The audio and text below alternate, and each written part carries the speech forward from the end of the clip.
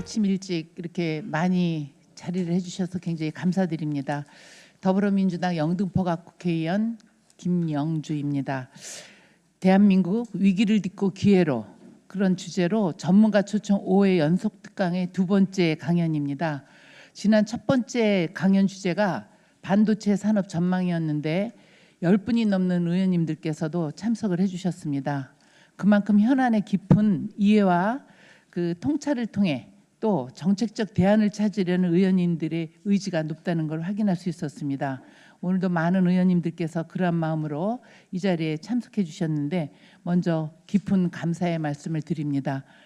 요즘에 현안이 많다 보니까 의원님들이 아침 7시, 7시 반, 10시까지 정말 많은 세미나 토론회를 통해서 공부를 많이 하고 계시는데 이 자리에 오신 의원님들 다른 방 행사 또 가셔도 됩니다.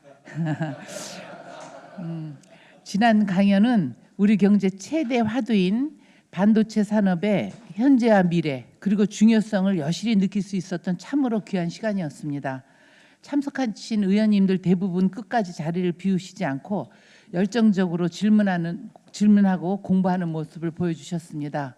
오늘 두 번째 강연 주제는 국민연금 개혁입니다. 먼저 강연 요청을 흔쾌히 수락해 주신 유희연 국민연금 연구원 연구위원님께 특별한 감사 인사를 전합니다. 대한민국의 저출생, 고령화 문제가 점점 더 심각한 양상으로 치달으면서 노후 빈곤을 막을 최후의 안전판인 공적연금제도의 미래가 매우 위태로워졌습니다. 지금 당장 개혁을 논하지 않으면 장차 이 문제가 세대 간 갈등으로 비화될 거라 우려하시는 분들도 적지 않습니다. 정치권이 먼저 나서서 논의했어야 했지만 많은 갈등과 쟁점으로 인해 선도하지 못한 점 국민들께 송구스럽게 생각합니다. 그러나 이제는 개혁을 더 이상 늦출 수 없다는 국민적 동의와 공감대가 형성되었습니다. 이에 국회도 작년 11월 연금개혁 특위를 출범시켰고 많은 논의를 거쳐 개혁안을 준비하고 있는 단계입니다. 예상대로 개혁안 논의가 본격화되면서 소득 보장성과 재정 안정성 등 다양한 쟁점과 과제들이 혼재하고 있습니다. 오늘 이 시간을 통해 국민연금제도에 대한 이해를 넓히고 개혁과 관련된 쟁점에 대해 짚어보는 소중한 시간이 되길 기대합니다. 아울러 많은 국민들이 수용할 수 있는 방안도 함께 고민해보는 기회가 되었습니다. 다시 한번 소중한 시간 내어주신 참석자 여러분께 감사를 드리고 오늘 소개해드리지 못한 우리 지역의 그 주민들과 특히 우리 변양섭 회장님 멀리서 이렇게 일찍 나와주셔서 감사드립니다. 감사합니다. 네, 오늘 그 국민연금 제도화 개혁 논쟁이라는 주제로 좀 말씀을 드리게 됐는데요. 항상 그 발표는 좀 많이 긴장이 되는 것 같습니다. 여러 가지로 좀 부족함이 있겠지만 좀 양해 부탁드리고 시간이 없으니까 좀 바로 내용으로 들어가겠습니다. 오늘 말씀드릴 내용은 크게 4가지 부분으로 구성되어 있는데요. 첫 번째는 그 노후라는 사회적 위험에 대응하기 위해서 공적연금 제도가 왜 필요한지, 그리고 이어서 2장과 3장에서는 우리나라를 대표하는 공적연금 제도라고 할 수 있는 이 국민연금 제도에 대해서 그 특성과 과제를 중심으로 좀 더 자세히 살펴보는 시간을 갖겠습니다. 마지막으로 최근 제기되는 이 공적연금 개혁과 관련된 주요 쟁점들에 대해서 말씀드리고 발표를 마무리 짓도록 하겠습니다. 먼저 국민연금 제도가 왜 필요한지에 대해서 좀 간단히만 말씀드리고 시작하면 다들 아시는 것처럼 우리나라는 평균 수명이 급격히 증가하고 있습니다.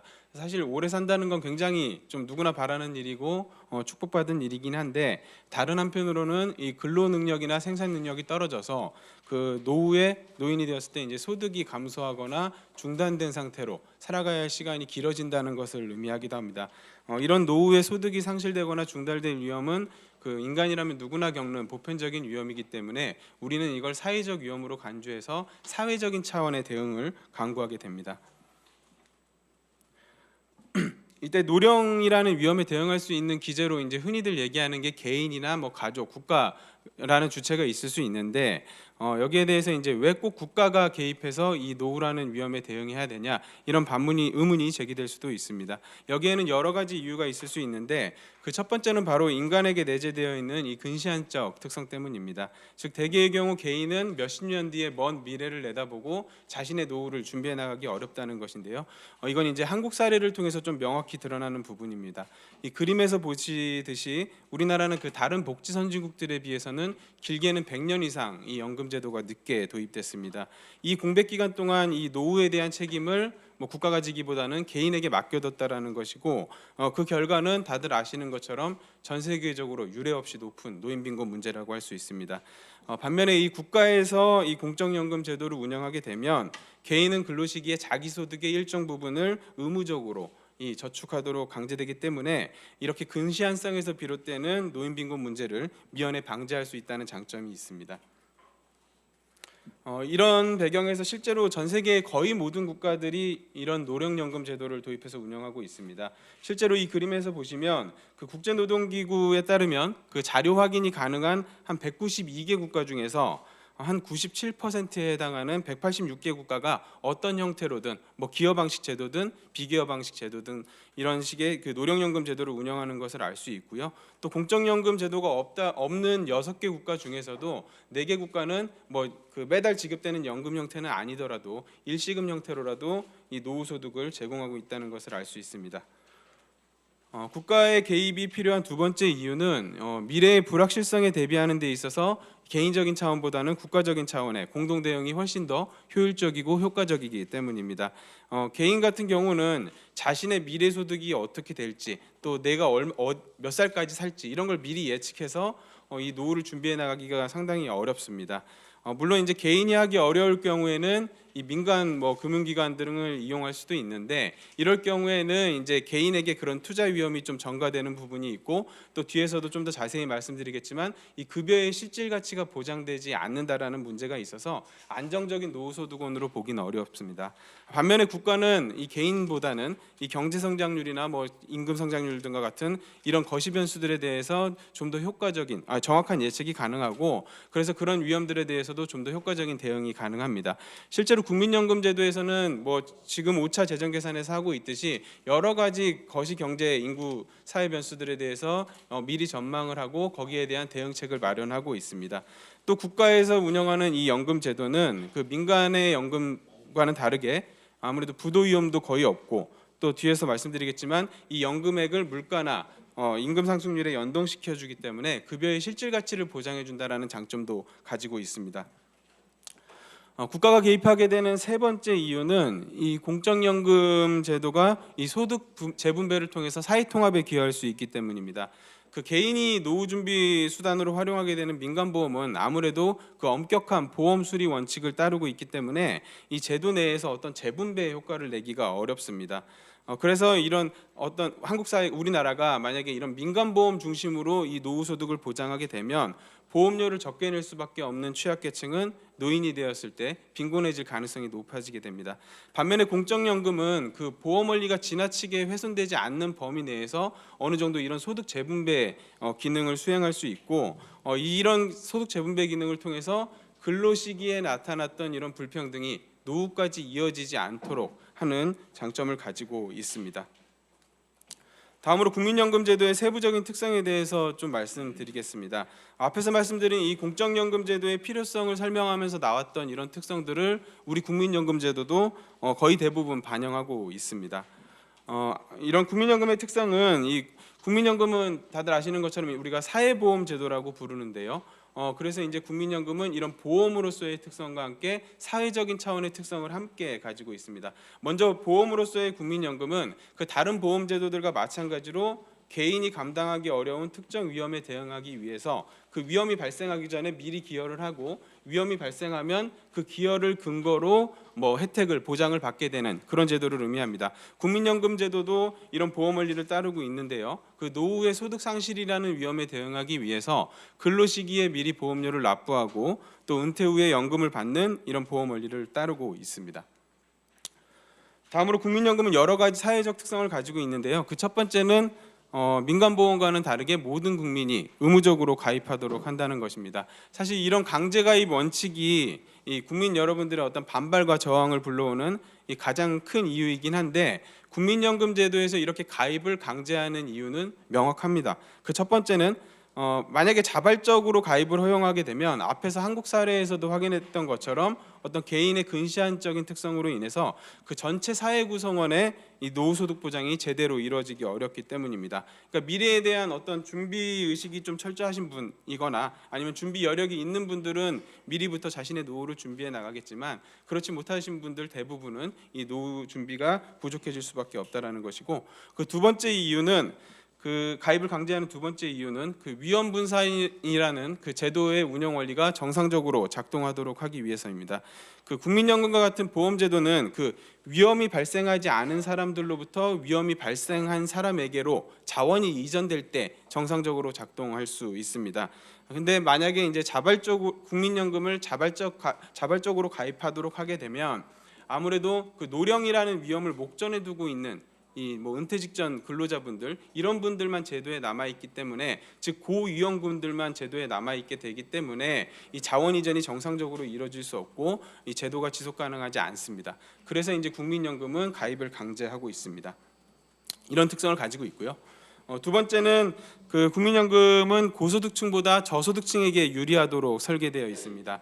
즉 민간보험과는 다르게 국민연금은 급여를 산정할 때 이 전체 가입자의 평균 소득, 우리가 흔히 A값이라고 부르는 그런 전체 가입자의 평균 소득을 반영해서 재분배 기능을 수행합니다. 그림을 보면서 좀 설명을 드리면 이해하시기가 편하실 텐데, 원래 그 100만 원 소득자인 저소득자 같은 경우는 그 원래대로라면 자기 소득인 이 100만 원을 기준으로 소득 대체율 40%를 적용해서 40만 원의 연금을 받으셨어야 했습니다. 하지만 이 국민연금 제도에서는 이 전체 가입자의 평균 소득인 A 값을 급여 산정할 때 반영하기 때문에 이 100만 원 소득자인 분은 절반에 대해서는 전체 가입자 평균 소득인 200만 원을 기준으로 연금액을 계산하고, 나머지 절반은 자기 소득인 100만 원을 기준으로 연금액을 계산합니다. 그렇게 해서 이분은 원래는 40만 원을 받으셨어야 하지만 이 국민연금 제도에서는 60만 원의 연금을 받으실 수 있게 되고요. 반면에 그 300만 원 소득자인 고소득자는 원래대로라면 자기 소득인 300만 원의 40%인 120만 원을 연금으로 받으셔야 하지만 이 국민연금에서는 전체 가입자의 평균 소득이 반이 반영이 되기 때문에 실제로 이분이 받을 수 있는 연금액은 100만 원이 됩니다. 그래서 원래대로라면 이 국민연금 제도의 재분배 기능이 없을 경우에는 이 100만 원 소득자와 300만 원 소득자 간의 이 급여의 연금액 격차가 80만 원까지 벌어졌어야 하지만 이 국민연금 제도에서는 그 격차가 40만 원으로 절반가량 줄어들게 됩니다. 이런 재분배적인 특성은 다른 그 민간보험 제도에서는 하기 어려운 국민연금만의 특성이고 강점이라고 할 수 있습니다. 국민연금의 세 번째 사회적 특성은 사실 이게 가장 중요한 부분이고 많은 국민들에게 어필할 수 있는 부분인데, 이 급여의 실질 가치를 보장해 준다는 것입니다. 이건 크게 두 가지 기제를 통해서 이루어지는데요. 첫 번째는 국민연금 급여를 이제 처음 계산할 때 반영되는 내 과거 소득을 현재 가치로 재평가해서 이 연금액을 산정해 주고요. 그다음에 이제 연금을 받기 시작한 뒤에도 매년 물가에 연동해서 이 급여를 올려주게 됩니다. 이렇게 해서 실질 가치를 보장해주는 기능은 이 공적연금 제도인 국민연금만 갖고 있는 특성이고, 민간연금과 대별되는 주요 강점이라고 할 수 있습니다. 다음으로 국민연금의 양대 과제들을 좀 살펴볼 건데요. 이 과제들은 크게 이제 적정성, 노후소득의 적정성과 관련된 과제와 이 재정 안정성과 관련된 과제로 구분할 수 있고요. 이런 두 가지 과제가 지금 이제 제기되고 있는 개혁 논쟁과 이어지는 부분들이라서 이 부분은 좀 주의 있게 보실 필요가 있을 것 같습니다. 적정성 측면에서 첫 번째로 그 노후소득의 보장성과 관련된 첫 번째 과제는 우리나라의 소득 대체율이 다른 국가들에 비해서 낮다는 것입니다. 이 그래프를 보시면 그 우리나라는 평균 소득자 기준으로 소득 대체율이 한 31.2% 정도 되거든요. 그러니까 과거 소득의 한 31.2%를 연금으로 보장해주고 있는 반면에 다른 OECD 국가나 유럽 국가들은 우리보다 20%포인트 이상 높은 50%대의 소득 대체율을 보여주고 있습니다. 이렇게 명목상의 어떤 소득 대체율이 낮다라는 문제도 있는데, 사실 더 큰 문제는 이 국민연금 제도에는 사각지대 문제가 심각해서 실질적으로 보장되는 부분은 더 낮아지게 된다는 겁니다. 그래서 왼쪽에 그 그림을 보시면 우리나라의 그 18세 59세 이 국민연금 가입 연령 인구의 한 41% 정도가 국민연금에 제대로 가입하지 못하고 있는 현황을 알 수 있습니다. 이렇게 사각지대에 속하신 분들의 상태가 얼마나 열악한지를 또 오른쪽 표를 통해서 확인할 수 있는데요. 이 사각지대에 속하신 분들이 이 국민연금 제도에 평균적으로 가입하고 있는 기간은 한 34개월 정도밖에 되질 않습니다. 그러니까 3년이 채 안 된다는 거고요. 국민연금은 최소한 120개월, 10년을 가입해야 노령연금을 받을 수 있는데 이분들은 거기에 이제 턱없이 모자란 가입 기간을 갖고 있다라는 거고, 실제로 그 50대 이상의 이 사각지대에 속하신 분들 중에서 50대 이상에 속하신 분들의 평균 가입 기간도 한 53개월 정도밖에 되지 않기 때문에 이분들 중 상당수는 이 은퇴를 한 뒤에도 연금을 받지 못할 가능성이 높습니다. 이렇게 적용상의 사각지대 문제가 있고요. 이런 적용상의 배제 문제가 결국은 이 국민연금에서 어떤 무연금 또는 저연금 이런 급여의 불충분성 문제로 나타나게 되고요. 그 현황을 보시면 2022년 말 기준으로 우리나라 65세 이상 노인 인구 중에서 그 국민연금의 노령연금을 받으시는 분들은 한 44% 정도밖에 되질 않습니다. 국민연금에는 노령연금 말고도 장애연금이나 유족연금이 있는데요. 그 연금을 모두 포함한다고 하더라도 한 수급률이 52.1% 정도밖에 안 돼서 나머지 절반가량의 노인분들은 어떤 형태의 연금도 받지 못하고 있는 것으로 나타났습니다. 또 연금을 받고 계신 분들이 얼마를 받느냐를 봤을 때에도 사실은 급여액이 그렇게 높진 않은 상황입니다. 전체 수급자의 평균 수급액이 한 59만 원 정도밖에 되질 않고요. 더 큰 문제는 이 수급자의 대부분을 차지하는 이 10에서 19년의 가입 기간을 갖고 계시는 분들이 받게 되는 연금액은 40만 원 정도밖에 되질 않습니다. 그리고 그 다음으로 비중이 높은 이 10년 미만의 가입 기간을 갖고 계신 수급자분들은 약 22.7만 원, 23만 원 정도의 연금액만 받고 계십니다. 이 금액이 사실은 뭐 그냥 보기에도 낮아 보이기도 하지만 사실 다른 지표들과의 비교를 통해서 얼마나 낮은 수준인지를 확인할 수 있는데요. 현재 우리나라에서 일종의 그 최저 생계비로 볼 수 있는 게 그 생계급여 수급 기준이라고 할 수 있습니다. 이게 2022년에 1인 가구 기준으로 한 58만 원 정도 되는데요. 그러니까 그 국민연금, 노령연금 수급자의 평균 수급액이 이제 최저 생계비 1인 가구 기준 생계급여 수준밖에 되질 않는다라는 것이고, 또 그 중에서 상당수 노인분들은 거기에도 모자라는 연금을 받고 있다라는 것을 알 수 있습니다. 또 다른 비교를 해보면 저희 연구원에서 이제 경년 주기로 그 노후에 필요한 최소 생활비를 조사하고 있는데요. 그 금액이 한 134만 원에서 적정 수준으로는 한 177만 원 정도 됩니다. 이 금액들과 비교해 봤을 때에도 이 국민연금 급여액이 굉장히 낮다라는 것을 확인할 수 있습니다. 이건 참고로 이제 급여의 구간별로 수급자들이 어떻게 분포되어 있는지를 살펴본 것인데요. 한 73% 정도의 노인분들이 60만 원 미만의 연금을 받고 계시다라는 걸 알 수 있습니다. 그리고 좀 참고로 제가 이제 그 우리나라에서 공적연금 제도라고 할 수 있는 게 국민연금과 기초연금 제도인데요. 이 두 가지 급여를 합했을 때 어느 정도의 그 급여를 받고 계신지를 좀 조사를 통해서 확인해 봤더니 평균적으로 한 20만 원 정도를 받고 계십니다. 그러니까 앞에서 아까 말씀드린 이 수급액은 사실 노령연금 수급하시는 분들만 기준으로 평균액을 계산한 것이고, 또 비수급 노인분들이 많이 있기 때문에 그런 분들까지 포함했을 때 평균적으로 한 20만 원 정도를 받고 계신데, 그 금액과 그 앞에서 말씀드린 그 필요 노후 소득 간의 격차를 좀 확인한 것인데요. 그러니까 노후 소득 부족분이라고 보시면 될 겁니다. 예, 그래서 그 격차가 여기서 잘 안 보이네요.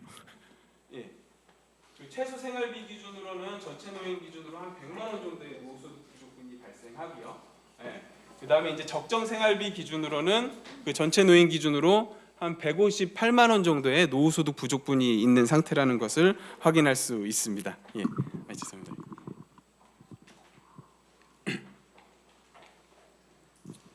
다음으로 이제 적정성과 관련된 과제로 뭐 이건 다들 아시는 거지만 한국 사회의 노인 빈곤율이 굉장히 심각하다는 것입니다. 66세 이상 노인 빈곤율이 OECD 국가들보다 한 3.3배 이상 높은 상태고요. 거기에서 76세 이상의 고연령대 노인분들은 그 빈곤 문제가 더 심각하다는 것을 알 수 있습니다. 이 노인 빈곤 문제를 그 전체 인구 빈곤율과 비교해 봤을 때에도 다른 국가들은 전체 인구 빈곤율과 노인의 빈곤율 간의 격차가 한 1.8%밖에 되질 않습니다. 그러니까 노인이나 뭐 전체 노인이나 빈곤 문제가 그렇게 차이가 없는데 우리나라 같은 경우는 전체 인구와 노인 간의 빈곤율 격차가 굉장히 크게 나타납니다. 그러니까 노인이 되면 빈곤해질 가능성이 높아진다. 이걸 알 수 있는 그래프이고요. 이것도 마찬가지 그래프인데 이 가운데 이 선을 기준으로 위쪽에 있는 국가들이 젊었을 때보다 노인이 되었을 때 빈곤해질 위험성이 높은 국가들인데 한국은 독보적으로 그게 높은 위치에 있다라는 것을 확인할 수 있습니다. 다음으로 이제 그 빈곤의 정도를 보여주는 그 빈곤 뎁스를 지표를 봤을 때에도 한국은 OECD 국가들보다 높다라는 거고, 그러니까 빈곤 문제가 실제로 굉장히 심각하다 정도가 그걸 보여주는 그래프입니다. 이런 적정성 과제와 함께 국민연금 제도는 그 재정 안정성, 재정적 지속 가능성 측면에서도 좀 문제를 안고 있는데요. 이 재정 안정성 문제는 크게 제도 내의 수지 불균형 문제와 제도 외적인 수지 불균형 문제로 구분해서 살펴볼 수 있습니다. 먼저 그 제도 내적으로는 그 국민연금이 내는 돈에 비해서 받는 돈이 많도록 좀 설계되어 있기 때문에 기본적으로 그 수지 불균형 구조를 가지고 있습니다.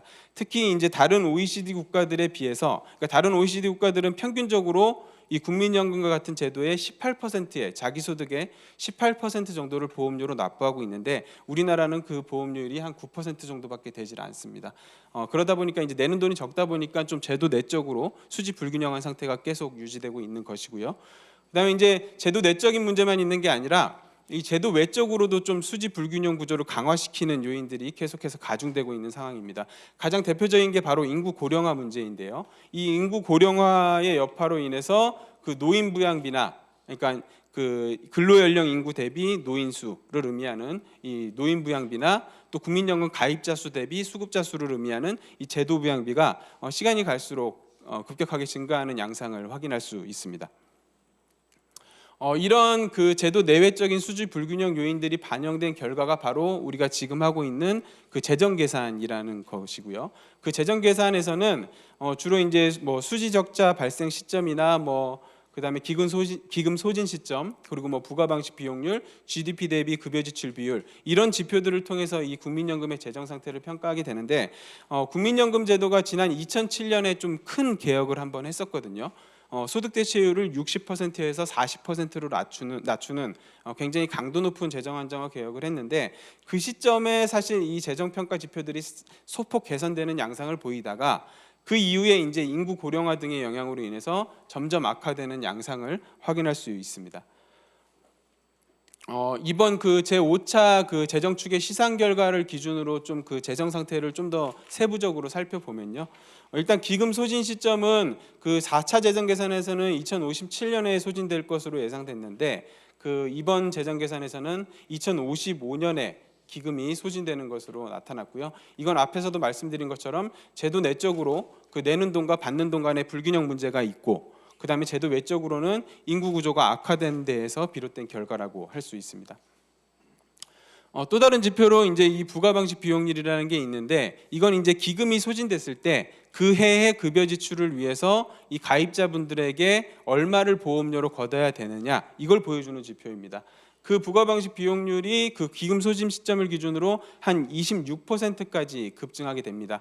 그러니까 다른 뭐 정책적 지원이 없거나 제도 개선이 없거나 지금 우리가 전망하는 그런 비관적인 인구 경제 사회 전망이 미래에 정말 실현이 된다면 그때 당시에 국민연금 가입자들에게 보험료로 한 26% 정도를 걷어야 된다라는 얘기입니다.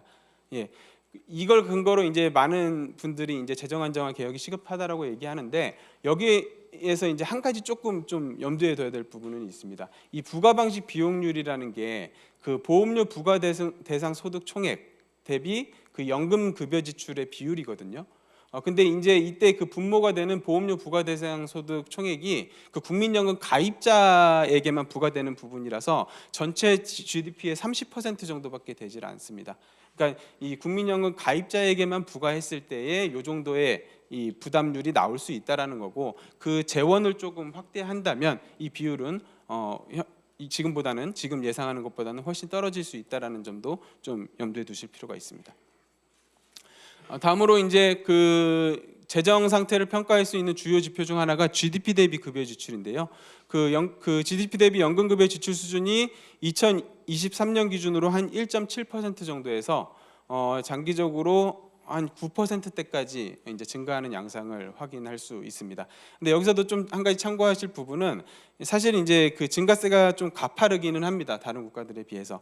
근데 지금 여기서 말하는 한 9% 정도의 지출은 지금 시점에 유럽 국가들이나 다른 OECD 국가들이 지출하고 있는 수준보다 적습니다. 그 얘기는 물론 증가세가 가파르기 때문에 후세대로 갈수록 좀 부담해야 될 부분이 커지는 그런 문제는 있지만 사실 이렇게 9%대까지 올라가는 부분이 우리나라의 노후소득 보장 체계를 정상화하는 과정일 수 있다. 이렇게 해석할 여지도 있다라는 점은 좀 염두에 두실 필요가 있습니다. 다음으로 이제 공적연금 개혁과 관련된 쟁점들을 살펴볼 텐데요. 앞에서 말씀드린 그런 적정성과 재정 안정성 과제를 중심으로 주요 쟁점들이 형성되어 있습니다. 그래서 그걸 보시면 사실 우리나라 지금 연금 개혁이 굉장히 다들 시급하다라고 얘기하는데 이제 잘 안 되고 있는 이유는 여기서 말씀드릴 이런 쟁점들에 대해서 우리가 사전 조율을 아직 못했기 때문에 각자 생각하는 방안들만 제시하고 있는 상황이거든요. 그러다 보니까 이제 좀 합의나 조율이 어려운 상황인 거고, 그래서 이 문제들을 좀 쟁점들을 살펴보고 이견을 좁혀나가는 과정이 좀 선행될 필요가 있습니다. 우리나라는 그 앞에서 말씀드린 것처럼 그 적정성 측면, 노후소득 보장의 적정성 측면에서도 문제를 가지고 있고요. 그다음에 재정 안정성 측면에서도 문제를 가지고 있는데 이 부분이 이제 서구 복지 국가들과는 좀 다른 상황입니다. 서구 복지 국가들은 소위 그 복지국가 황금기라고 불리는 그 시기에 이 공적연금 제도도 확 키워왔거든요. 그래서 어느 정도 노후소득을 제대로 보장해준 상태에서 우리 기준에서 보면 좀 지나치게 관대하다 싶을 정도로 많은 연금을 보장해 주다가 1980년대와 90년대에 오면서 이제 재정 위기 요인이 가중되면서 이제 재정 안정화 개혁을 한 상황이거든요. 많은 걸 주다가 그걸 좀 줄이는 방식의 개혁이었기 때문에 우리보다는 적어도 수월했던 반면에 우리나라 같은 경우는 1988년에 국민연금이 도입되다 보니까 이 노후소득이라는 걸 제대로 보장해 준 경험이 없었습니다. 그런 상황에서 다른 국가들과 마찬가지로 뭐 고령화나 이런 경기 침체나 이런 재정 위기 요인들이 가중되다 보니까 그 노후소득의 적정성 문제도 해결해야 되고 또 재정 안정성 문제도 해결해야 되는 이런 이중고에 봉착해 있는 상황이라고 할 수 있고요. 그러다 보니까 이런 많은 쟁점들이 형성되어 있는데 그 쟁점들은 사실은 굉장히 많은데 제가 좀 단순화해서 정리했습니다. 첫 번째로는 그 연금 개혁의 지향을 어디에 둘 것인지와 관련해서 쟁점이 형성될 수 있습니다. 그러니까 아까 우리가 말씀드린 그 두 가지 과제 중에서 적정성에 방점을 둔 개혁을 할 것인지 아니면 재정 안정성에 방점을 둔 개혁을 할 것인지 여기와 관련해서 이제 쟁점이 형성되어 있고, 두 번째로는 그런 개혁 지향이 설정이 되면 구체적인 개혁 목표를 잡아야 되는데 그 개혁 목표와 관련해서도 쟁점이 형성되어 있습니다. 마지막으로 이제 그런 개혁 목표를 달성하기 위한 수단 차원에서도 여러 가지 쟁점들이 형성되어 있고 그 부분들을 좀 세부적으로 간단히 살펴보겠습니다. 먼저 연금 개혁의 지향과 관련해서는 그 말씀드린 대로 적정성에 방점을 둘 것인지 재정 안정성에 방점을 둘 것인지 아니면 그 양자 간의 어떤 균형 지점을 찾아 나가는 걸 추구할 것인지 이걸 우리가 먼저 결정을 해야 되는데요. 사실 우리나라 같은 경우는 그동안 좀 재정 안정성에 방점을 둔 개혁을 해왔습니다. 1988년에 제도가 도입됐는데 1910년 뒤인 1998년에 이 국민연금 소득대체율을 70%에서 60%로 낮추는 개혁을 한번 했고요. 그다음에 2007년에는 그 60%로 낮아진 소득 대체율을 40%까지 더 낮추는 이런 재정 안정화 개혁을 다시 한번 했습니다. 그러니까 재정 안정화에 좀 방점을 둔 개혁을 해왔는데 앞으로 있을 이런 개혁 과정도 사실 지금 좀 분위기를 보면 아무래도 여기에 방점을 둔 재정 안정성에 방점을 둔 개혁이 이루어질 가능성이 높아 보입니다. 근데 문제는 뭐냐면 이 재정 안정화 개혁 과정에서 만약에 적정성이 제대로 담보되지 못하면 국민연금은 결국 도입된 이유가 적정 노후소득을 보장하기 위한 것이잖아요. 그런 적정 노후소득 보장이라는 제도 본연의 목적이 훼손되는 것일 뿐만 아니라 외국의 선례를 보면 재정 안정화 개혁을 좀 강도 높게 했을 경우에는 그 개혁이 다시 역전되기도 합니다. 또는 우리나라처럼 우리는 국민연금을 줄이는 대신 어떻게 했죠? 그 기초연금을 도입해서 계속해서 늘려가고 있잖아요. 그러니까 결국은 국민연금을 줄인 대신 그 아낀 돈을 기초연금에서 쓰고 있기 때문에 결국은 풍선 효과가 발생하는 그래서 실질적으로 적정성을 담보하지 못한 재정 안정화 개혁이 어찌 보면 실효성이 떨어지는 개혁일 수 있다. 이런 부분들을 좀 염두에 둬야 되고, 그래서 결국은 좀 어렵긴 하지만 우리의 개혁 지향은 이 적정성과 재정 안정성 간의 균형을 찾는 그런 방식이 되어야 한다라고 좀 말씀드릴 수 있을 것 같고, 이런 식으로 그 적정성과 재정 안정성을 동시 추구한다라는 지향을 설정하면 그 각각에 대해서 이 적정성과 재정 안정성 각각에 대해서 좀 더 구체적인 목적을 또 설정해 줘야 됩니다. 그래야 거기에 맞는 개혁 수단을 찾을 수 있으니까. 예. 그래서 먼저 이 적정성과 관련된 개혁 목표를 보시면 이 그 개념을 우리가 적정성의 개념을 어떻게 설정하는지에 따라서 이 목표는 달라질 수 있는데요. 먼저 이 적정성의 개념을 빈곤 예방 정도로만 우리가 설정을 하게 되면 거기에 맞는 뭐 최저 생계비 수준의 이 노후 보장을 목표로 삼을 수도 있고요. 근데 이제 공적연금제도에는 단순히 빈곤 예방 기능만 있는 건 아니거든요. 과거의 생활 수준을 유지시켜주는, 노인이 되었을 때도 과거의 생활 수준을 어느 정도 유지시켜주는 이런 소득 대체 기능이 같이 있기 때문에, 만약에 우리가 이런 소득 대체 기능까지 공적연금을 통해서 좀 달성하려고 한다면 좀 더 높은 수준의 급여 목표가 설정되어야 할 것입니다. 그럼 우리나라는 어느 정도 어떤 목표를 잡아야 할지가 이제 관건이 될 텐데, 사실 지금 뭐 많은 재정 안정화를 강조하시는 많은 분들이 얘기하시는 것처럼 그 외국의 복지 선진국들은 주로 이제 공적연금제도의 소득 대체 기능은 점점 줄여 나가고, 대신 이제 빈곤 예방 기능을 유지하거나 강화시키는 식으로 좀 개혁을 추진해 왔습니다. 그래서 이제 우리나라도 그런 식으로 이 공적연금의 적정성 목표를 좀 방빈 기능 정도로, 빈곤 예방 기능 정도로 축소해야 된다, 이런 주장도 나오기는 하는데, 근데 이제 이 그래프를 좀 한번 참고하셔야 될 것 같은데요. 외국이 아무리 그런 재정 안정화 개혁을 강도 높게 했고 또 소득 대체 기능을 줄여왔다고 하더라도 여전히 우리보다 아까 앞에서도 봤지만 소득 대체율이 20%포인트 이상 높은 상태입니다. 그러니까 아까 말씀드렸듯이 외국 같은 경우는 워낙에 관대한 연금 제도를 제공하다가 그거를 이제 줄여온 과정이었기 때문에 상당 부분 줄였음에도 불구하고 우리나라보다는 높은 대체율을 보장하고 있다, 이런 부분을 알 수 있고, 그렇다 보니까 우리나라보다 이 빈곤 문제도 훨씬 덜 심각한 겁니다.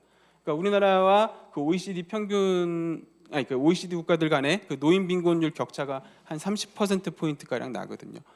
그러니까 이런 부분들을 좀 고려하면 우리가 너무 그 최소한의 노후 보장의 목표를 두고 접근을 하게 되면 이 외국과의 격차를 더 크게 벌리는 그런 자충수가 될 수 있다라는 부분도 염두에 두실 필요가 있습니다. 다음으로 이 재정 안정성과 관련해서도 그 개혁 목표를 좀 구체적으로 잡아야 되는데, 이것도 재정 안정성의 개념을 어떻게 설정하는지에 따라서 그 목표는 달라질 수 있습니다. 크게 이제 제도 내 수지 균형과 제도 외 수지 균형으로 제가 구분해서 정리를 했는데요. 만약에 이제 그 국민연금의 재정 안정성 개념을 그 제도 내에서 보험료 수익과 급여 지출 간의 균형을 맞추는 걸로 접근을 하게 되면 당연히 거기에서 비롯되는 그 재정 목표도 어떤 제도의 엄격한 수지 상등, 즉 보험료와 급여 간의 균형을 추구하는 접근이 될 것입니다. 근데 이제 그 들어오는 돈과 나가는 돈을 그 완전히 맞추는 방식은 사실은 뭐 민간연금이나 그 적립 방식 제도에서나 가능한 거기 때문에 이 부가 방식 특성을 가지고 있는 국민연금 제도에서는 그런 엄격한 수지 상등은 목표를 설정하지 않고요. 이제 많이들 활용하는 게 이제 적립 배율 1배, 그러니까 급여 지출분을 몇 년치 적립하고 있는지를 나타내는 지표인데요. 이런 적립 배율 지표를 목표로 많이 활용합니다. 그래서 4차 재정 계산 때도 이 적립 배율 1배, 즉 1년치의 급여 지출액을 우리가 갖고 있자라는 목표를 권고한 바 있고요. 그다음에 이제 국민연금의 재정 안정성 개념을 좀 제도 외적 수지 균형 관점으로 좀 넓혀서 보게 되면은 이제 한 사회의 총 부담 여력 차원에서 이제 목표를 설정하게 됩니다. 그래서 대표적인 지표가 이제 GDP 대비 공적연금 지출인데요. 앞에서도 말씀드렸듯이 뭐 GDP 대비 공적연금 지출을 뭐 유럽이나 아니면 다른 OECD 국가들 평균 수준으로 관리해 나가겠다, 이런 식의 목표를 설정할 수도 있습니다. 이런 식으로 구체적인 목표가 설정이 되면 그런 목표를 달성하기 위한 이제 수단도 고려해봐야 되는데, 그 수단과 관련해서도 여러 가지 쟁점들이 나오고 있습니다. 먼저 적정성 목표를 달성하는 것과 관련해서 그 나오는 쟁점들은 그 기초연금이나 뭐 보충연금과 같은 기초보장 제도를 강화해서 우리가 적정성 목표를 달성해야 된다, 이런 주장도 나오고요. 다른 한편으로는 지금 우리나라 노후소득보장 체계의 중심축이라고 할 수 있는 이 국민연금을 강화해서 이 적정성 목표를 달성해야 된다, 이런 주장도 있습니다. 각각에 대해서 좀 간단히 한계들을 좀 살펴보면요. 먼저 그 기초보장을 강화하자라는 주장은 사실 그 지금 노인분들의 빈곤 문제에 대응하자라는 차원에서 많이들 하시는 주장인데, 현 세대 노인 빈곤 문제를 해결하는 데 있어서 아무래도 국민연금 강화보다는 효과가 더 큰 건 사실입니다. 그런 점에서 이제 정당성을 찾을 수 있지만, 그 앞에서 말씀드린 적정성과 재정 안정성 목표와 관련해서는 몇 가지 좀 고민해 볼 지점이 있습니다. 첫 번째는 그 기초보장제도 강화만으로 우리가 지금 뭐 40%에 육박하는 노인 빈곤 해소가 되느냐라고 봤을 때에는 다소 불충분할 수 있다는 겁니다. 그러니까 우리가 그 빈곤율을 계산할 때 그 빈곤선이 되는 기준이 그 중위소득의 50%거든요. 그게 한 125만 원 정도 됩니다. 2020년 기준으로. 그럼 기초연금을 우리가 뭐 40만 원, 50만 원까지 올린다라고 해도 그 빈곤선과의 격차가 상당히 남아 있게 되죠. 그 얘기는 결국 기초보장을 강화하더라도 국민연금이 상당한 역할을 더해주지 않으면 우리나라의 이 심각한 노인 빈곤 문제는 해결되기 어렵다라는 부분이고요. 그 다음에 아까 그 공적연금 제도의 적정성 목표는 그 단순히 빈곤 예방만 있는 게 아니라 과거의 생활 수준을 유지해 주는 기능도 있다고 말씀드렸잖아요. 근데 이제 이런 기초보장을 지나치게 강조하다 보면 그 과정에서 국민연금을 줄이는 식으로 개혁을 하다 보면 아까 말씀드린 그런 소득 대체 기능을 방기하는 결과가 초래될 수 있다. 그래서 우리나라의 노후소득보장 제도가 그 저급여 체계로 고착화될 수 있다. 이런 문제들도 좀 고민을 해봐야 되고요. 그다음에 이제 재정 안정성 측면에서도 사실은 우리가 이제 재정 안정화 방안의 일환으로 국민연금은 줄이고 기초연금을 강화하자, 이런 주장을 하는 건데, 이게 과연 재정적인 측면에서도 효과적인 방식이냐도 한번 따져봐야 될 부분이 있습니다. 일단 기초연금 같은 경우는 한 연구에 따르면 2060년 기준으로 한 GDP 대비 한 2.8%, 그리고 지금 정부가 얘기하는 것처럼 뭐 40만 원까지 올리게 되면 한 4% 정도를 지출하게 됩니다. 그게 이제 국민연금 지출이 그 시점에 가면 한 7, 8% 되거든요. 그러니까 국민연금의 한 3분의 1에서 한 절반 정도 되는 금액을 기초연금으로 지출하겠다라는 것이기 때문에 국민연금을 줄인 만큼 다시 기초연금 지출을 늘리는 시기이기 때문에 일종의 풍선 효과가 발생하기 때문에 그 재정적인 측면에서 실효성이 낮을 수 있다라는 부분이고, 그다음에 이제 최근 많이 얘기되는 게 이런 보충연금 제도인데요. 이게 뭐냐면 일정한 기준선을 잡아놓고 이 소득에서 모자라는 부분을 이 보충연금 제도로 채워주겠다라는 방식입니다. 근데 이게 외국에서도 많이들 하고 있는 방식인데, 외국 같은 경우는 주로 국민연금 같은 이런 소득비례연금이 어느 정도 충분히 성숙해서 제대로 된 급여를 보장하고 있는 상태에서 이 보충연금 제도가 운영되고 있습니다. 그러니까 보충연금이 이제 좀 채워져야 될 부분이 작죠. 근데 국민연금 같은 경우는 앞에서도 말씀드렸듯이 아직은 워낙에 사각지대 문제가 심각하고 급여액도 낮기 때문에 만약에 보충연금 형태의 제도를 도입하면 채워줘야 될 부분이 굉장히 늘어나게 됩니다. 그러니까 재정적인 측면에서도 조금 불안정할 수 있고 지속 가능하지 않을 수 있다라는 점, 그런 부분들을 고려해야 되고, 그래서 이런 기초보장 성격의 제도들은 사실 현 시점의 노인들에게 바로 즉각적으로 소득을 제공해 주기 때문에 그런 효과들은 있기 때문에 단기적인 측면에서는 그런 역할들을 부여할 필요는 있는데, 장기적으로 이런 기초보장 중심 체계로 우리나라가 가야 하는지에 대해서는 좀 더 엄밀한 평가가 필요할 것 같습니다. 다음으로 이제 국민연금을 강화하자라는 주장들도 있는데요.